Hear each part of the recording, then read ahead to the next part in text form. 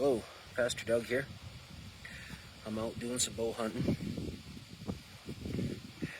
When we bow hunt, I have a great opportunity to pray because we're time alone and it's quiet. But I just wanted to take a moment and talk to you, men. You know, guys, it's time to stand up.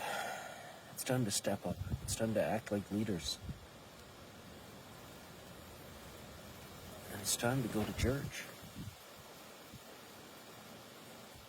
You know, church isn't for soft people, it isn't for wimps, and it isn't for old ladies. It's for people that are willing to take a stand and do what needs to be done.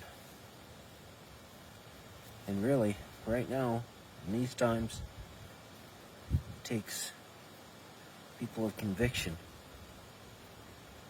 People that are not willing to go along with the things of this world. They're willing to stand up for what's right in order to go to church.